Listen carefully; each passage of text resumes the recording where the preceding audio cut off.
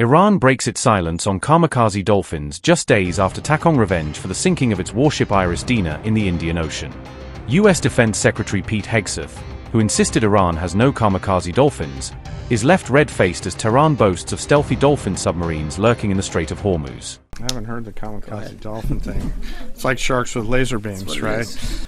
And I can't confirm or deny whether we have Kamikaze Dolphins, but I can confirm they don't. Iranian commanders have now revealed how they used these Dolphins of the Persian Gulf, light, bottom-resting submarines, as part of their response to the IRIS Dena attack. U.S. planners are on edge as Iran's lurking minisubs, able to sit on the seabed and ambush warships, add a new layer of threat in the already tense Strait of Hormuz. Iran's Navy Commander, Rear Admiral Shahram Irani, has broken his silence on Tehran's use of domestically built light submarines in current operations. These light submarines, sometimes described by Iranian media as the Dolphins of the Persian Gulf, are part of Iran's indigenous undersea fleet. Irani said the submarines are being deployed in the Strait of Hormuz based on operational needs, underscoring their role in protecting Iran's maritime approaches. According to the commander, these boats can bottom rest on the seabed for extended periods in strategic waters, using the shallow Gulf environment to their advantage.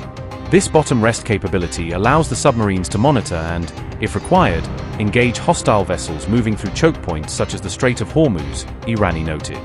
He said the submarines were employed during an operation launched in response to the attack on the Iranian warship IRIS Dena in and around the Hormuz approaches and northern Indian Ocean. After carrying out formation maneuvers during that mission, the submarines submerged again to continue their assigned tasks, according to his account. Irani's remarks came just days after U.S. War Secretary Pete Hegseth publicly dismissed reports that Iran possesses Kamikaze Dolphins, an allegation that has circulated in Western media coverage of the Hormuz standoff. You said that the attacks by Iran so far are below the threshold of restarting major combat operations. What is that threshold? And then for Secretary Hegseth, are there still concerns about mines in the strait? And can you kind of clarify these reports of Kamikaze Dolphins that we've heard about? I haven't heard the Kamikaze Dolphin thing. It's like sharks with laser beams, right? The threshold of restarting is a political decision above my pay grade. What I'll say is it's low harassing fire right now. It feels like Iran is grasping at straws to try to do something across the southern flank. To your question, David, their command and control structure remains very fractured, and I think they're struggling to maintain control down echelon at the edge, but it's still pretty low-level kinetics at this point in time. And I can't confirm or deny whether we have Kamikaze Dolphins, but I can confirm they don't. Ultimately, any follow-on effort, if there are mines identified, would be something that some of our units could undertake or the world could undertake. But right now we know we have a lane of safe passage that commercial shipping can flow through.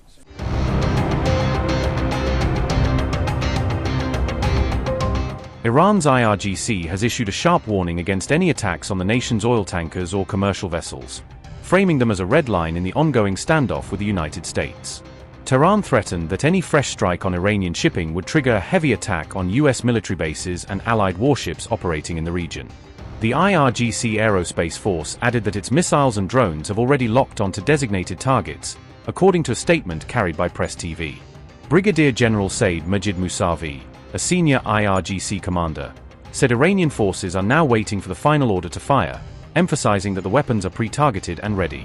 The senior commander described the U.S. military buildup around the Gulf as a direct provocation against Iran, arguing that it is designed to coerce rather than stabilize the region. Iran said the warning sends a crystal-clear message that Tehran will not tolerate any further aggression against its maritime or energy infrastructure. The threat followed a series of confrontations near the port of Jask after U.S. forces targeted Iranian ships and tankers engaged in regional transit. Iran claimed that the IRGC Navy responded with a precise and overwhelming counter-operation, intended to reverse the impact of the U.S. strikes. The alleged response reportedly included anti-ship ballistic missiles, cruise missiles, and high-explosive drones deployed against tracked vessels and support assets. Iranian media claimed that the strikes forced U.S. warships to retreat from the area in disarray, portraying the engagement as a tactical setback for Washington. Tehran also accused Washington of threatening regional maritime security and key shipping lanes, arguing that U.S. operations create the main source of instability in the Gulf. The IRGC added that only sea corridors authorized by Iran are considered safe for transit through the Strait of Hormuz, insisting that vessels must comply with Tehran's controls. Iran warned that any foreign force making a hostile move in the designated maritime zone would face immediate confrontation, leaving no room for ambiguity in its stance. Meanwhile, Donald Trump responded with a series of cryptic posts on Truth Social, hinting at future military steps and raising fears that the exchange could trigger further escalation. Iran's new threats came as Trump said he might restart Project Freedom in the Strait of Hormuz, suggesting a return to his plan to guide stranded ships through the waterway. We may go back to Project Freedom if things don't happen, but should it be Project Freedom Plus, meaning Project Freedom Plus other... Donald Trump has announced the launch of Project Freedom, a U.S.-led initiative aimed at helping dozens of merchant ships stranded in and around the Strait of Hormuz, starting from May 4th. Trump described the operation as a humanitarian gesture intended to assist neutral country vessels and their crews caught in the war zone, many of which are running low on supplies while waiting for safe passage. However, U.S. officials later clarified to outlets such as the Wall Street Journal that Project Freedom would not involve direct naval escorts in the way his initial remarks implied. Instead, the White House outlined the creation of a maritime coordination cell that will identify and share safe routes through the strait, clear of mines and high-risk areas, while coordinating with commercial shipping lines and allied navies.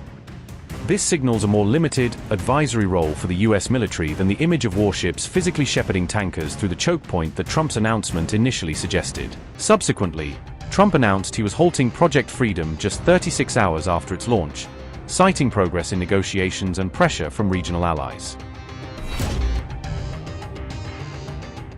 As President Donald Trump publicly pushed for peace negotiations with Iran, U.S. military forces opened fire on an Iran-flagged tanker in the Gulf of Oman.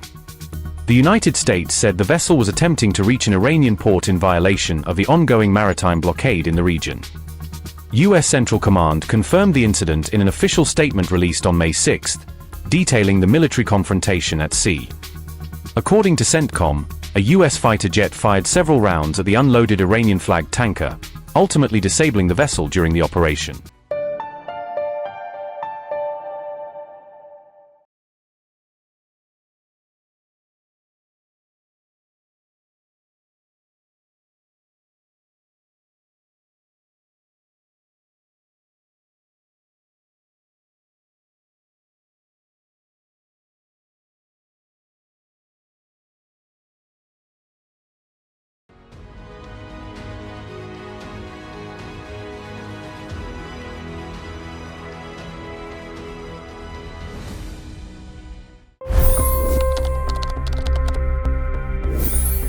$25 crore गरीब गरीबी को परास्त करके बाहर निकले। For the good of our nation, let's work together and let's truly make America great again. The fastest news breaks. Requested PM saying that look, you will have to speak to Putin and to Zelensky. The biggest news makers. The relationship with India is probably the most important bilateral relationship the U.S. will have for the rest of this century. The capital delivered quite an election result today. Expert analysis. The million-dollar question today is how to stop this dance of death. Ground reports. I'm standing at the crossroad of the Kumbh Mela. Behind me are more than 100 entry guards. Long-form interviews. Exclusionary politics is reflected in Manipur case as well. You don't bother because this is a small state. Deep dive into burning issues. It's often said DRC could be the richest country in the whole world. It's because of what sits underneath. Why exactly did the US topple the Sheikh Hasina government? HT videos. We don't just break news, we break it down.